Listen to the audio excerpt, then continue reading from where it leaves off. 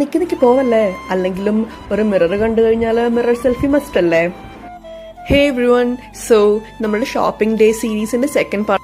പോത്തീസിൽ പോയത് അമ്മക്ക് സാരി നോക്കാൻ വേണ്ടിയിട്ടായിരുന്നു. കാരണം നമുക്കൊരു വെഡ്ഡിങ് വരുന്നുണ്ടായിരുന്നു അടുത്ത് തന്നെ. സോ അതിന്റെ കുറച്ച് പാർട്ടി വെയർസ്, പിന്നെ ലിനൻ, സിൽക്ക്, അങ്ങനത്തെ കുറച്ച് സാരീസ് പാറ്റേൺസ് നോക്കാൻ വേണ്ടിയിട്ടായിരുന്നു. യൂഷ്വലി ഞങ്ങൾ ഈ ഏരിയയിൽ അധികം ഫോക്കസ് ചെയ്യാറില്ല. കാരണം അമ്മ പ്രിഫർ ചെയ്യുന്നത് റെഡിമെയ്ഡ് ബ്ലൗസിനേക്കാളും കൂടുതലും സ്റ്റിച്ച് ചെയ്യുന്ന ബ്ലൗസസ് ആണ്. സോ എന്നിട്ട് അപ്പം തന്നെ we went to the sari section. കാരണം ബാക്കി സാരീസ് നമ്മൾ ഇതുവരെ ഫൈനലൈസ് ചെയ്തിട്ടുണ്ടായിരുന്നില്ല. സോ അത് സെലക്ട് ചെയ്യുന്നൊരു ധൃതിയിലായിരുന്നു. ഹെവി സ്റ്റോൺ വർക്സിന്റെയും ബീഡ് വർക്സിന്റെയും ഫാൻ ആയതുകൊണ്ട് എൻ്റെ ഏറ്റവും ഫേവറേറ്റ് സാരിയാണിത്. അപ്പോഴാണ് ഞാൻ വേറൊരു കാര്യം നോട്ടീസ് ചെയ്തത്. മാനിക്വീറിലെ ബ്രൈഡ് സെറ്റ് കണ്ടത്. ബ്രൈഡും ബ്രൈഡ്സ് മെയ്ഡ്സും ആ കളർ കോമ്പിനേഷൻസ് വാസ് പെർഫെക്റ്റ്.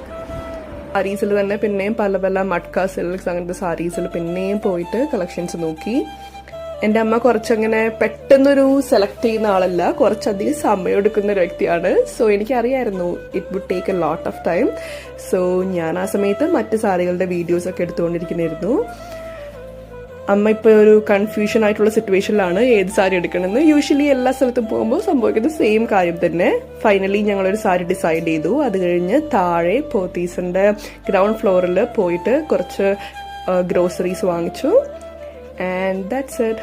എല്ലാം പാക്ക് ചെയ്തു. ഞാനപ്പോൾ ആ സമയത്ത് എനിക്ക് വീഡിയോ എടുക്കാൻ പറ്റിയില്ല. ഇതാണ് ഞങ്ങളുടെ ഷോപ്പിംഗ് ഡേയുടെ wind up video. See you, by.